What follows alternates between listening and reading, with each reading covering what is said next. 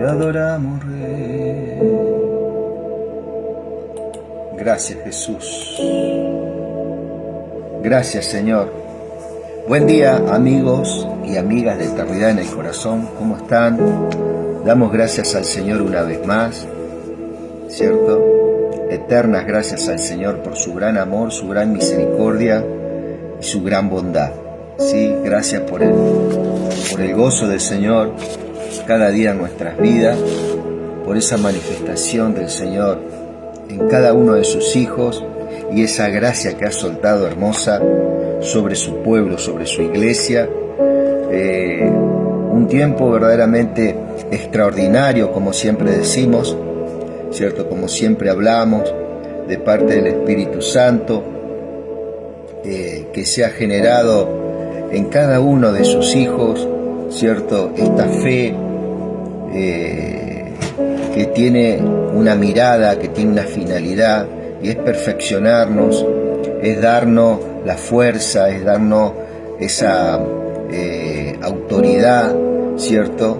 Que el Hijo consiguió en la cruz del Calvario, ¿cierto? Y que tiene todo el respaldo del Padre, y lógicamente el Espíritu Santo se manifiesta, ¿cierto? Con sus dones a cada uno, ¿cierto?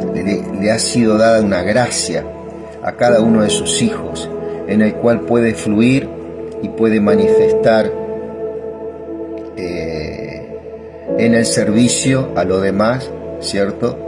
Esa gracia y ese don precioso que nos ha dado el Señor, ¿cierto? Verdaderamente es un tema amplio para poder hablarlo, ¿cierto? Para poder abordarlo, ¿sí? Tan solamente poder decir, ¿cierto? De poder tener esta gracia que nos ha mandado a todo el Señor, poder tener una lectura y un comentario, una comprensión, ¿cierto? Y para tener un mejor panorama de los 66 libros de la Biblia, ¿verdad? Aunque nos lleve, hermano, años, ¿cierto? Pero leer varias veces las Escrituras es una invitación para todos, pero sabemos que no es de todos, ¿sí? Dios invita a todos, ¿cierto?, a poder tener y compartir el mensaje, pero sabemos también que no es de todos, ¿cierto?, por diferentes causas, ¿cierto?, diferentes motivos, ¿cierto?, va en la prioridad de cada uno de nosotros, ¿verdad? Pero qué importante, hermano, es poder compartir de esta gracia, qué importante poder tener un panorama, ¿cierto?, del pensamiento de Dios, de la persona que nos hizo, ¿cierto? Por allá el Salmo 100 dice, Dios nos hizo y no nosotros a nosotros mismos, ¿cierto? Así que bueno, entramos por sus puertas, por sus atrios, con alabanza, bendecimos su nombre, ¿cierto? Somos ovejas de su prado, ¿cierto? Y celebramos el nombre de Cristo Jesús. Nos afirmamos cada vez más y nos aferramos cada vez más a esta verdad verdadera y absoluta de su palabra, ¿sí? Así que, amado, que Dios bendiga tu vida en este día, ¿sí? Oramos para que el Espíritu Santo esté llenando tu corazón de amor, ¿cierto? Que esté confortando tu vida en este tiempo. Y bueno, si estás pasando por un momento de necesidad, estás pasando por grandes tribulaciones, ¿cierto? Es tiempo, en medio de esa necesidad, en esas tribulaciones, ¿cierto?, de descubrir, ¿cierto?, de parar por un momento y no darle rienda suelta muchas veces al alma, ¿cierto?, que enseguida busca. ¿Qué es lo que busca el alma? Busca esconderse en esos lugares donde estábamos acostumbrados a escondernos cuando no teníamos a Cristo Jesús. Y muchas veces pasa que nosotros los cristianos, los que decimos tener al Señor, ¿cierto?, es como que actuamos igual como que si no lo tuviéramos, ¿cierto? Actuamos de la misma forma que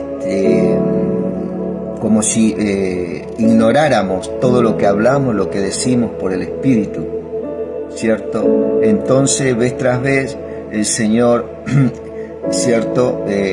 Abortamos muchas veces el propósito, ¿cierto? Que tiene nuestros propósitos. Hay propósitos por ahí inmediatos que hablan mucho de nuestro ser interior, ¿cierto? En el cual nosotros tenemos que ir construyendo toda construyendo juntamente con el Señor, ¿no? Con lo que el Señor hizo, nosotros tomar todos esos elementos que tenemos al alcance. Eso se llama echar manos a la salvación, eso se llama redimir el tiempo. ¿Qué quiere decir redimir el tiempo? Cambiar todo el enfoque, ¿cierto? De que cuando éramos personas sin Dios, ¿cierto? Que actuábamos de una forma, bueno, este es el tiempo que el Señor nos alienta, nos apacienta. Su vara y su cayado, dice, que infundirán aliento, ¿cierto?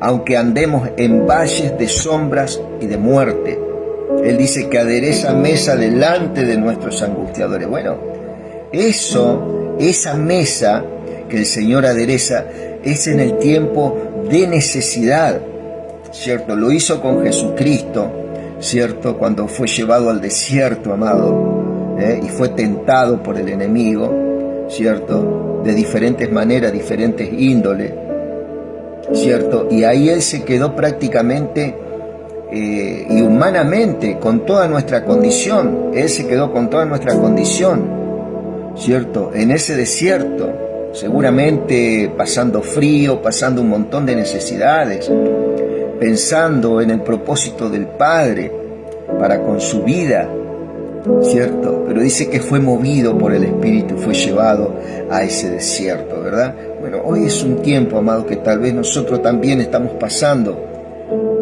por algunos lugares, ¿cierto? Desérticos, ¿cierto? Y juntamente con la proclamación de su verdad, ¿cierto? Tenemos que gozarnos en medio de esa necesidad. Y nosotros en medio de esa necesidad tenemos la elección de tomar todos esos elementos espirituales, todos esos elementos en el Espíritu que el Señor nos dio. Dijo que ya lo tenemos, que poseemos, que somos herederos de todas esas riquezas espirituales. Dice que estamos sentados, ¿cierto?, a la diestra de Dios, juntamente con Cristo, ¿cierto? Juntamente con Cristo, en lugares celestiales. Entonces, cuando estás pasando por un momento de opresión, un momento de enfermedad, un momento con un problema financiero, por falta de trabajo, bueno, que estamos pasando muchos estas cosas, ese es el momento que cuando nosotros lo que decimos que tenemos a Dios, que decimos que hablamos, bueno, es el tiempo, así como aconsejamos a otro a tomar ciertos elementos espirituales para fortalecernos y afirmarnos, ¿cierto?, en el Evangelio, por medio de la fe, ¿cierto? Bueno, este es el tiempo que uno, ¿cierto?, sabe que esos elementos están disponibles, elementos que Dios nos dio espiritualmente, como la paciencia, no la paciencia que nosotros, es la paciencia que nosotros atesoramos por medio de su Espíritu, la templanza, ¿cierto? Todas esas cosas. Paciencia, templanza no quiere decir que uno anda con la aureola todo el día, qué sé yo, vestido de blanco, con un traje, no, amado, es parte, eso es parte de nuestra personalidad, de nuestro carácter en Dios. Eso es lo que yo quiero que ustedes también, ¿cierto?, puedan atesorar en sus vidas. ¿Por qué? Porque Dios quiere preparar nuestros corazones. Nosotros pensamos que, bueno, que ya la vida ya está echada, que el tiempo que nos queda, bueno, es esto, es lo otro. Tenemos diferentes planes y está bien, está correcto, ¿cierto? Pero el Señor nos quiere preparar nuestro corazón para verdaderamente cosas grandes. El Señor quiere sorprender nuestras vidas en estos años que nos quedan, ¿cierto? Y es un gozo verdaderamente inefable, es un gozo verdaderamente altísimo, ¿cierto? Porque sabemos que esta persona del Espíritu Santo, de Cristo Jesús y de Dios Padre, ¿cierto? Son personas íntegras, personas que no nos engañaron. Ellos dijeron que en este mundo tendréis aflicción, dijo. En este mundo tendréis aflicción, pero confiad, yo he vencido al mundo. Y así como Él vence el mundo, Él nos va a sacar vencedores de todas estas cosas, de todas las cosas que estamos adoleciendo, ¿verdad?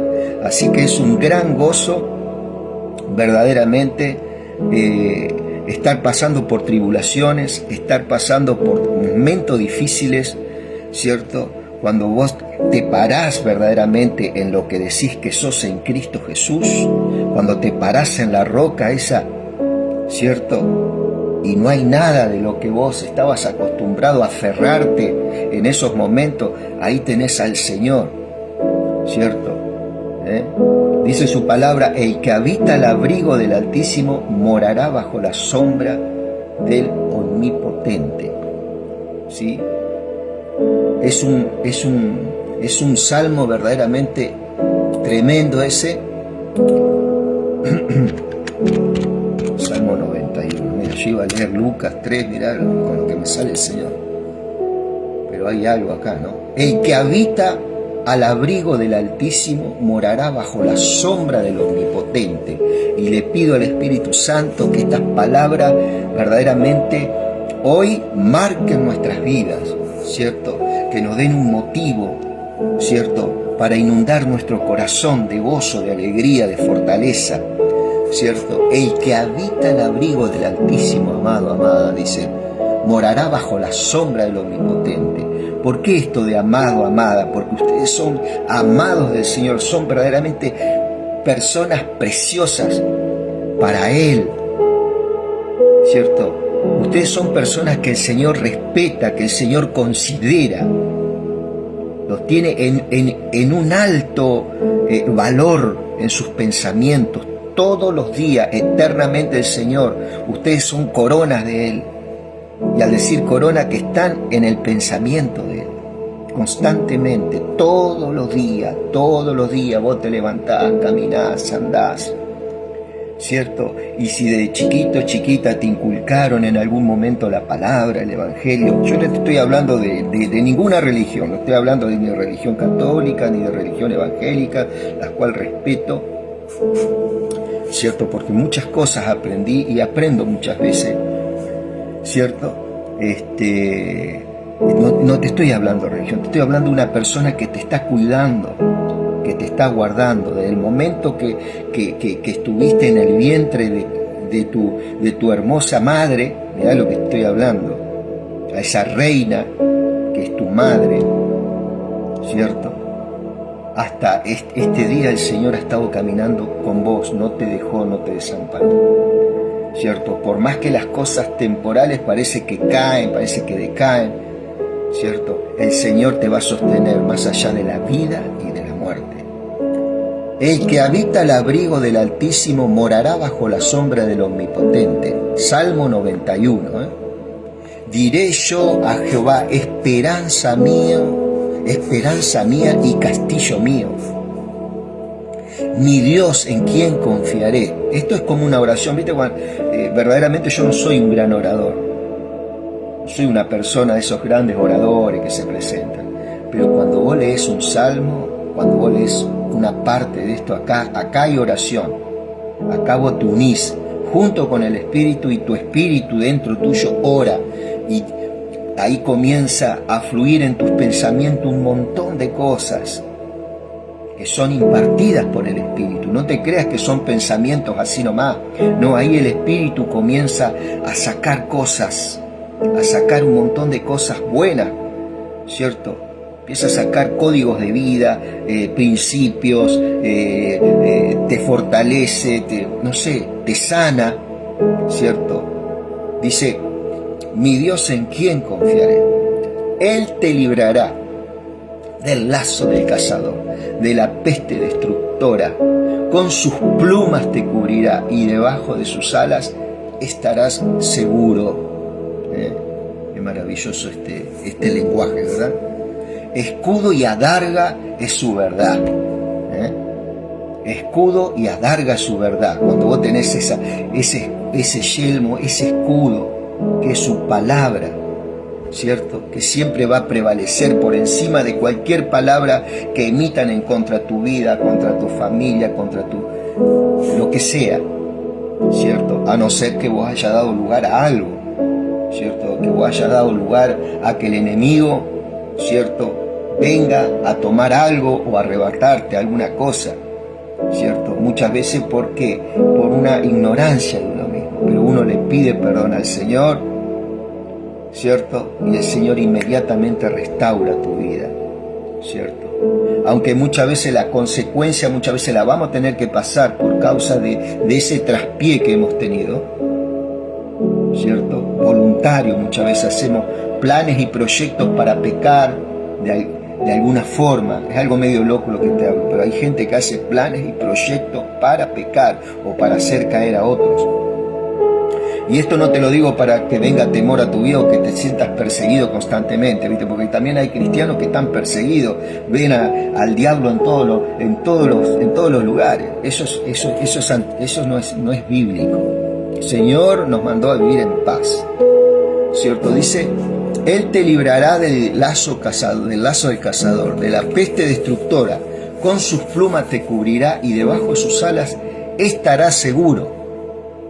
Estarás seguro. ¿Sí? Escudo y adarga es su verdad.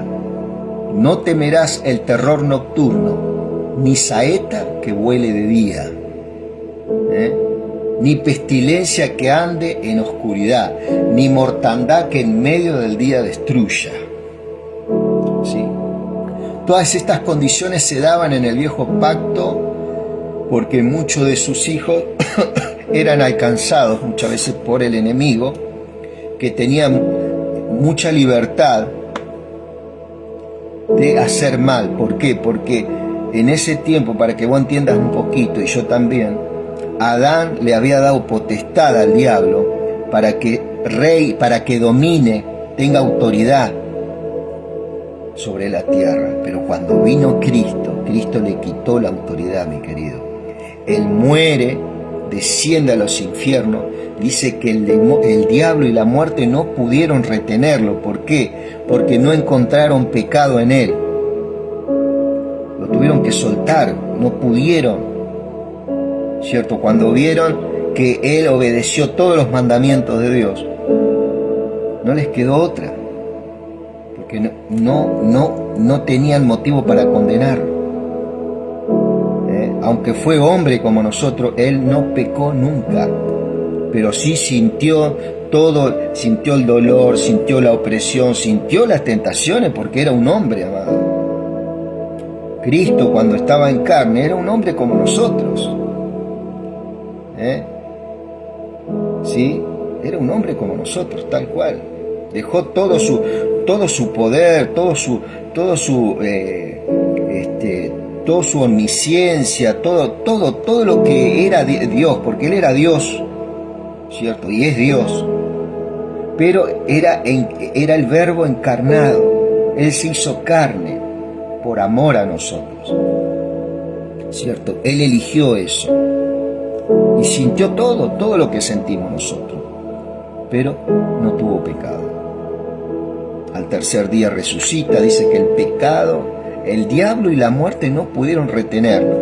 Dos armas le quita Cristo al diablo en el infierno. Una era el pecado y otra era la muerte. Era lo que llevaba cautiva nuestra vida. ¿A qué? Al infierno, ¿cierto? Dice que llevó cautiva la cautividad y dio dones a los hombres, ¿cierto? Y uno de los dones que nos dio a nosotros es justicia y vida eterna. No porque nosotros, no por nuestra justicia, sino por la justicia de Cristo es imputada a nuestra vida. Es como cuando te ponen un sello, ¿no? Acá. Ese sello queda para siempre, queda marcado para siempre. Ese sello dice justo, ese sello dice vida eterna. Y aunque yo peque, aunque yo erre, esa justicia y esa vida eterna están ahí. espiritualmente, dice que por una sola ofrenda Él nos hizo justos a nosotros. Con una sola ofrenda nos hizo justo y nos hizo santo. Eso está por Hebreos 10:14, ¿cierto? Dice que Él nos presenta a nosotros sin mancha, con gran alegría, dice el libro de Judas por allá, por el verso 23, 24, ¿cierto? Dice que nos perfecciona a nosotros. Y eso es algo que ocurre. Sabemos que tenemos el Espíritu, Él lo hace, pero tenemos que mirar su verdad. Dice, porque has puesto a Jehová, que es mi esperanza, al Altísimo, por tu habitación, no te sobrevendrá mal, ni plaga tocará tu morada. ¿Cierto? No te sobrevendrá mal, ni plaga tocará tu morada. Acá hay cosas, amado, cuando vos vas en este proceso de santificación, ¿cierto? Hay cosas que nosotros antes peleábamos con muchas cosas, tal vez cuando recién empezamos nuestra vida en Cristo, pero después ir ahí conociendo su palabra, Él nos va dando poder para vencer algunas conductas que teníamos, y entonces lo que nos castigaba muchas veces ya no viene. Eso se llama que no sobrevendrá. Lo que venía antes ya no va a venir. Tal vez vamos a recibir otros ataques de parte del enemigo, porque producto del avance que vos vas teniendo, ¿cierto? En la vida del Hijo de Dios, en la manifestación de Cristo, en tu vida, ¿cierto? Eso, una vez más te digo, no es andar con una aureola arriba de la cabeza, un traje o todo de blanco, ¿cierto? Tenemos esa mirada por ahí, ¿no? O ser como decía un predicador, como Gasparín, ¿viste? Con una sábana blanca volando en algún lugar. No, gente reales como nosotros, seres reales, ¿cierto? Pues a sus ángeles mandará acerca de ti, que te guarden en todos tus caminos. En las manos te llevarán para que tu pie no tropiece en piedra. Sobre el león y el aspí pisará, hollarás al cachorro de león y al dragón. Por cuanto en mí ha puesto su amor, yo también lo libraré. Le pondré en alto por cuanto ha conocido mi nombre. Me invocará y yo le responderé. Con él estaré en la angustia. Acá no te está diciendo que no vas a pasar angustia. Con él estaré en la angustia. ¿Qué pasa? Él en ese momento de angustia te va diciendo, mira, yo tengo elementos para que vos venzas tu debilidad. Ahí está. Yo tengo elementos para que vos venzas. Y va a llegar un momento que en esta área mi espíritu ya no va a acompañarte en el sentido sino que se va a gozar el Espíritu Santo de la forma que vos te vas a librar por el poder de Él, con esos materiales espirituales, esos elementos espirituales que Él te da. La paciencia, la templanza, la mansedumbre, la bondad, la benignidad, la fe, ¿cierto? El amor. Son todo, eso es el fruto del Espíritu. Eso vale más que todos los milagros del mundo. Porque un milagro sí te puede cambiar algo físico, lógicamente, pero aún te puede resucitar, pero después vas a volver a morir, ¿cierto? Pero estos elementos espirituales son los que te van a dar victoria acá en esta tierra, en todos esos momentos, ¿sí? Y detrás tuyo sabes que están tus hijos, tus hijas, te están mirando, ¿cierto? Y van a ver verdaderamente una persona verdaderamente gozosa, llena de vida, aunque con canas, pero bueno, un espíritu rejuvenecido por el Señor. Por cuanto a mí ha puesto su amor, yo le libraré, le pondré en alto por cuanto ha conocido mi nombre. Me invocará y yo le responderé. Con él estaré en la angustia, lo libraré y le glorificaré. Lo saciaré de larga vida y mostraré mi salvación. ¿Cierto? Acá mucho está hablando del Señor, de Cristo Jesús. ¿Cierto? Cuando dice, en sus manos te llevarán para que tu pie no tropiece en piedra, sobre el león y el aspí pisará, hollarás al cachorro de león y al dragón. ¿Quién es el dragón? Sabemos que es ese ser espiritual que es el enemigo de nuestras almas, ¿cierto? Satanás, la serpiente antigua. Pero en Cristo tenemos poder y tenemos autoridad. Y así comenzamos en esta mañana, mi querido, y quería leer rápidamente Lucas 3 para seguir un poco lo que venimos hablando. Le mando un gran saludo ahí a estos amigos, ¿sí? Pido sus oraciones. Dice: en el año 15 del imperio de Tiberio César, siendo gobernador de Judea, Poncio Pilato y Herodes, tetrarca de Galilea, ¿cierto? Y su hermano Felipe, tetrarca de Iturea, era como unos intendentes, tanto Herodes como Felipe, de estos gobernadores, de estos, Pilato era un funcionario también ahí, ¿cierto? Fue el que se lavó las manos en el momento que crucificaron a Cristo, para ubicarnos en el tiempo, ¿cierto? Felipe, tetrarca de Iturea y de la provincia de Traconite, y Lisanias, tetrarca de Abilinia, ¿cierto? Eran todas ciudades romanas. Y siendo sumo sacerdote Anás y Caifás, que son otros que enjuiciaron a Jesucristo en un lugar de noche, ¿sí? Fue un juicio que se dio de noche, eso, donde nuestro Señor fue enjuiciado. Felipe, dice, y su hermano Felipe, Herodes tetrarca y su hermano Felipe, ¿cierto? Herodes, una de las cosas que hacía, ¿cierto?, andaba con la mujer de su hermano, por ejemplo, para que veas un poco el carácter de esta gente, ¿no? Y siendo sumos sacerdotes Anás y Caifás, vino palabra de Dios a Juan, hijo de Zacarías, en el desierto. Este es Juan el Bautista, ¿no? Y él fue por toda la región contigua al Jordán, predicando el bautismo del arrepentimiento para perdón de pecados, como está escrito en el libro de las palabras del profeta Isaías. Y fue por la región contigua, dice el verso 3 del capítulo 3, predicando el arrepentimiento para perdón de pecados. Gloria a Dios. Como está escrito en el libro de las palabras del profeta Isaías, que dice: voz que clama en el desierto, preparad el camino del Señor, enderezad su senda, todo valle se rellenará y se bajará todo monte y collado. Los caminos torcidos serán enderezados y los caminos ásperos allanados, y verá toda carne la salvación de Dios. ¿Sí?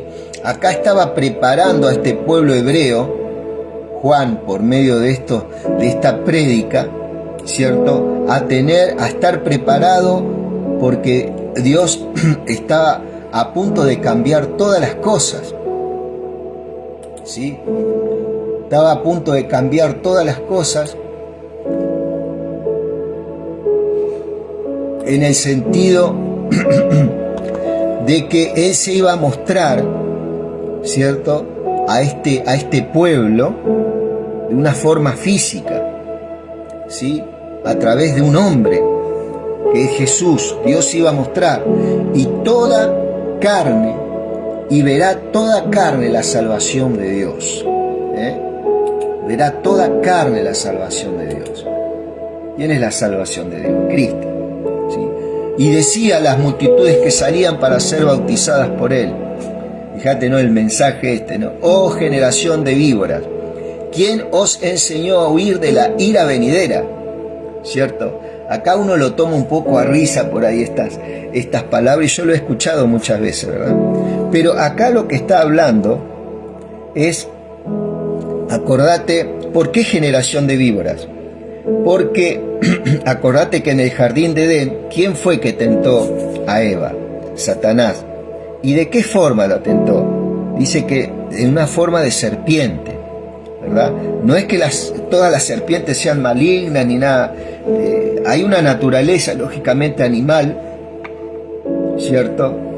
En la serpiente en este caso, pero no quiere decir que sean algo de Satanás. La serpiente es una creación del Señor, ¿sí? Y es parte de nuestra fauna.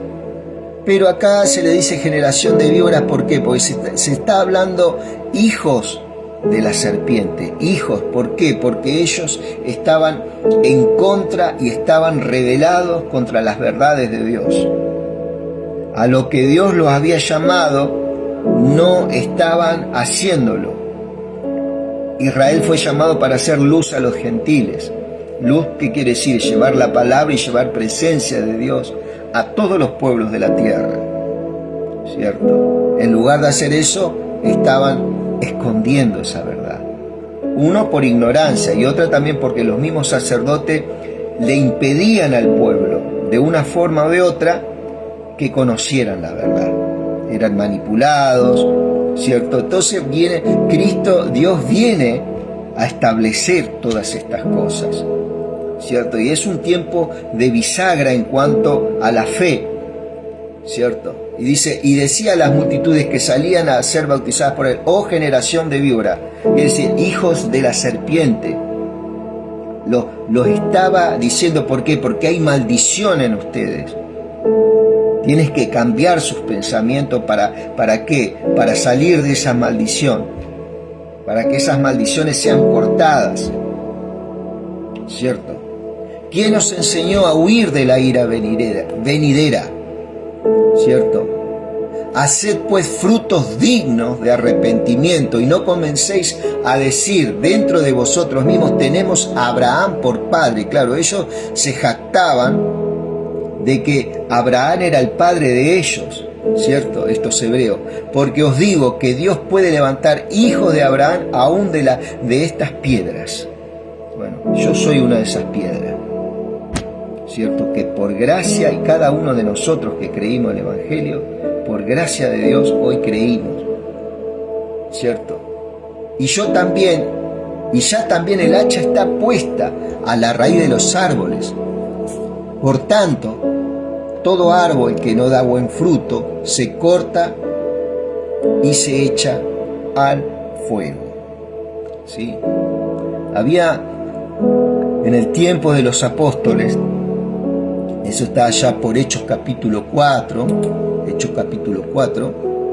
hubo algo que ocurrió con dos personajes, con Ananías y Zafira, no sé si te acordás, que cayeron muertos, ¿cierto? Por haber sustraído algo que ellos habían dicho que iban a entregar al Señor, ¿no? Dice, a ver, creo que está por acá, ¿no? Hechos, acá, vamos, un cachito de paciencia, que quiero abordar, dice que hagan frutos dignos de arrepentimiento. Fíjate vos lo que hacen esta gente que creía en el Señor, creyeron en el mensaje. Dice que en el libro de los Hechos, vamos a leer un poquito 4:32, y la multitud de los que habían creído era de un solo corazón y de una sola alma.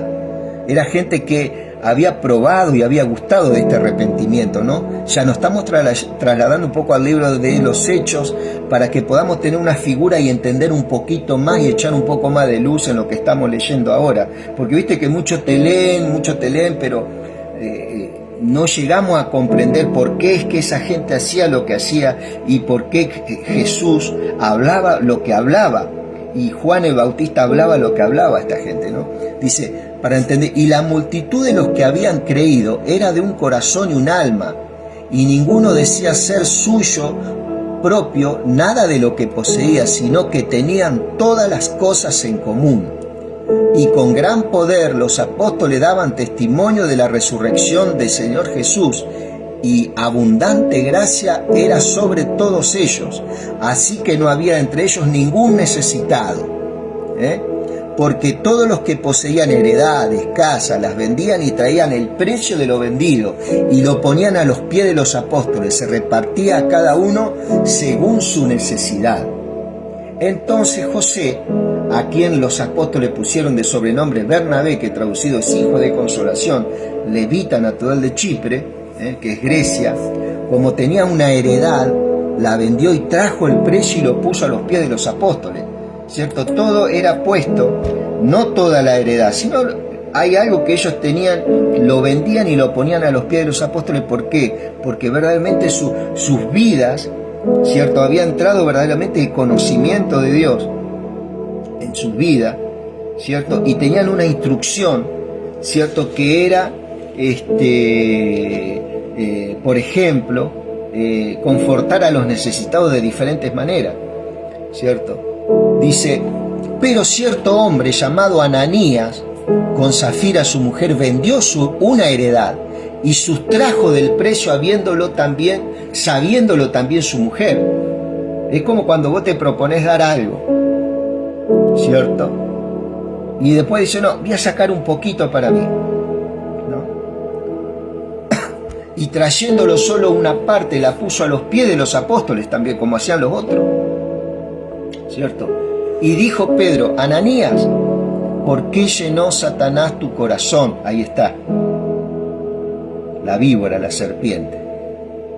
¿Por qué llenó Satanás tu corazón? Para que mintieses al Espíritu Santo y sustrajeses el precio de la heredad, de eso que vos habías propuesto dar. Reteniéndola, ¿no se te quedaba a ti? Después de haber vendido, si vos hubieras dicho, bueno, no la voy a dar porque Dios no obliga a nadie a dar nada, ¿cierto? Dice, reteniéndola, ¿no se te quedaba a ti y no estaba en tu poder? ¿Por qué pusiste esto en tu corazón? No has mentido a los hombres sino a Dios. Al oír Ananías estas palabras, cayó y expiró, y vino un gran temor sobre todo los que lo oyeron, y levantándose los jóvenes, lo envolvieron y sacándolo, lo sepultaron. Eso fue verdaderamente algo tremendo, amado. Pasado un lapso como de 3 horas sucedió que entró su mujer no sabiéndolo lo que había acontecido. Entonces Pedro le dijo, dime, ¿vendiste en tanto la heredad? Y ella dijo, sí, en tanto. Y Pedro le dijo, ¿por qué conviniste y en tentar al Espíritu del Señor? He aquí a la puerta los pies de los que han sepultado a tu marido, y te sacarán a ti. Y al instante cayó a los pies de él, y expiró. Cuando entraron los jóvenes, la hallaron muerta y sacaron y la sepultaron junto con su marido. Y vino gran temor sobre la iglesia y sobre todos los que oyeron estas cosas. Algo similar a lo que pasó con Adán y Eva, ¿cierto? Satanás había puesto algo en el corazón de Eva, ¿cierto? Y después Eva se lo comunica a Adán. Y esto marcó un precedente en la iglesia. Si hoy tendrían que volver los tiempos de Ananías y Zafira sobre la iglesia, ¿cierto? Sería algo terrible. Por eso muchos dicen, ¿por qué Dios nos obra como obraba? Y bueno, Dios va a obrar, pero Dios es un Dios santo también, un Dios justo, pero un Dios que tiene misericordia, ¿verdad? Entonces tampoco tenemos que estar jugando con la misericordia de Dios en estas cosas, sino tenemos que respetarlo al Señor. Es un Señor amoroso, un Señor que nos da todas las cosas, pero bueno, Él es el dueño de la vida. Con esto yo no te estoy diciendo ni te estoy amenazando de que Dios te va a quitar la vida, en absoluto, no. Dios ama la vida, y ama tu vida, ¿cierto? Que en el momento de nuestra partida sea cuando el Señor así lo requiera, que nada fuerce esto, ¿cierto? Sino que disfrutemos, por eso tenemos que disfrutar este tiempo, ¿cierto? Tenemos salud, tenemos fortaleza, disfrutemos, ¿cierto? Miremos el cielo, amado, y disfrutemos todo. Todos esos regalos, el aire que respiramos, no sé, las cosas más sencillas te estoy hablando. Poder saborear un café, poder escuchar a tu hijo, a tu nieto, no sé. ¿Cierto? Son cosas verdaderamente para darle gracias a Dios y nos aleja de todos esos fantasmas que a veces vienen y nos liberta, ¿no? Cuanto más su palabra. Entonces acá, esta gente como Ananías y Zafira no hicieron frutos dignos de arrepentimiento, todo lo contrario. Bueno, eso era lo que le reclamaba acá Juan el Bautista a esta generación. Por eso le decía generación de víbora. ¿Por qué? Porque eran gente que eran corruptas ante Dios, que robaban, sacaban cosas, que eran santas, que eran, ¿cierto? Aún cuanto más con las personas. Si hay algo, lo más santo para Dios son las vidas, son las personas, ¿cierto? Por eso también hay muchos ministros que hoy en día mueren, fallecen jóvenes, porque juegan con esas cosas, ¿cierto? Juegan con esas cosas. Y ya también el hacha está puesta a la raíz de todos los árboles, por tanto todo árbol que no da buen fruto se corta y se echa al fuego. Ananías y Zafira, por ejemplo, ¿no? Y no es que Dios quita la salvación, porque Dios no, una vez que vos sos salvo, pero sí te puede cortar tu vida aquí en la tierra, ¿sí? Por un hecho de esta naturaleza, ¿cierto? Por jugar con la gente, traicionar a la gente, constantemente estar en ese ciclo, ¿sí? Y la gente le preguntaba diciendo, entonces, ¿qué haremos?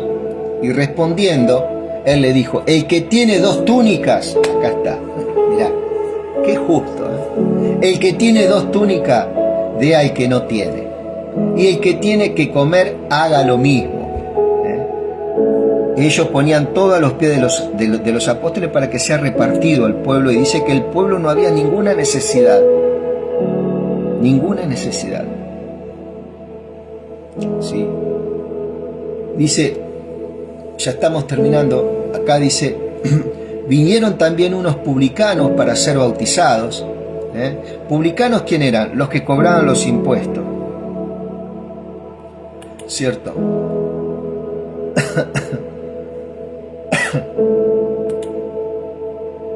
Vinieron también unos publicanos para ser bautizados.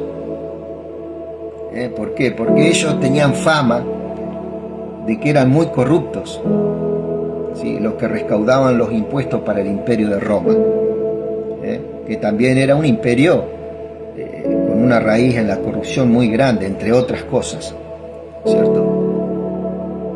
Es lo que pasa con todo imperio cuando se mantiene en el tiempo. Y dijeron, maestro, ¿qué haremos? Él les dijo, no exijáis más de lo que está ordenado. Fíjate, ¿no? Hablando de Ananías y Zafira y todo lo que pasó. Si vos querés repasarlo después de esto. En Hechos 4 sobre el final y el 5, y repasarlo junto con esto. ¿Por qué te puse Hechos 4 y 5? Para que tengas una idea de qué es lo que está hablando acá, ¿no? Para que no sea algo más, sino que sea algo verdaderamente elaborado por el Espíritu Santo para tener un poquito más de luz en el Evangelio. Maestro, ¿qué haremos? No exijáis más de lo que está ordenado, dice el verso 13 del capítulo 3 de Lucas. También le preguntaron unos soldados diciendo, ¿y nosotros qué haremos? Y le dijo, no hagáis extorsión a nadie, ni calumniéis, contentaos con vuestro salario. Como el pueblo estaba en expectativa, preguntándose todos en sus corazones si acaso Juan sería el Cristo, respondió Juan diciendo a todos, yo a la verdad os bautizo en agua, pero viene uno más poderoso que yo, de quien no soy digno de desatar la correa de su calzado. Él os bautizará en Espíritu Santo y fuego, ¿cierto? Su aventador está en su mano y limpiará su era y recogerá el trigo en su granero y quemará la paja, ¿cierto?, en fuego que nunca se apagará, ¿cierto? a través del Espíritu Santo, Él qué es lo que va a hacer con nuestras vidas. Va a sacar todas esas cosas, ¿cierto?, que no tienen elementos que no nos sirven para nuestra vida en el Espíritu y para nuestras vidas cotidianas. Va a traer un cambio de pensamiento en nosotros, que eso lo va a operar mucho con su palabra, el Espíritu Santo. Dice, con estas otras y muchas exhortaciones, anunciaba las buenas nuevas al pueblo. Entonces Herodes, tetrarca, siendo reprendido por Juan, a causa de Herodías, la mujer de Felipe su hermano, acá está el hecho que yo te hablaba, de que este Herodes andaba con la mujer de su hermano, y de todas las maldades que Herodes había hecho, sobre todas ellas añadió además esta, encerró en la cárcel a Juan. ¿Por qué lo encierra? Porque Juan le dice, ¿no?, por medio del Espíritu, que él también tenía que arrepentirse de estos hechos. Aconteció que cuando todo el pueblo se bautizaba, también Jesús fue bautizado, y orando el cielo se abrió y descendió el Espíritu Santo sobre él en forma corporal como paloma, y vino una voz del cielo que decía: tú eres mi Hijo amado, en ti tengo complacencia. Jesús mismo, ¿por qué? Porque Jesús era un ser sin pecado, ¿cierto? No había pecado en él. Jesús mismo, al comenzar su ministerio, era como de 30 años, hijo, según se creía, de José, hijo de Elí, y bueno, ahí comienza toda una genealogía: hijo de Matat, hijo de Leví, hijo de Melqui, hijo de Jana, hijo de José, hijo de Matatías, hijo de Amos, hijo de Nahum, hijo de Elsi, hasta llegar hasta, te nombro los tres últimos, o cuatro: hijo de Enos, hijo de Set, hijo de Adán, hijo de Dios, ¿cierto? ¿Por qué? Porque este Cristo es el segundo Adán. Esto habla por allá,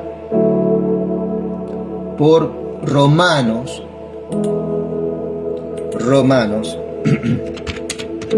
vamos a ver el segundo Adán y con esto terminamos. Lo presenta a Cristo acá como el Hijo del Hombre, ¿eh?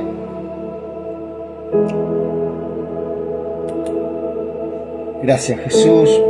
Así también está escrito: el primer hombre Adán fue hecho alma viviente, el último Adán, espíritu que da vida. ¿Quién es el último Adán?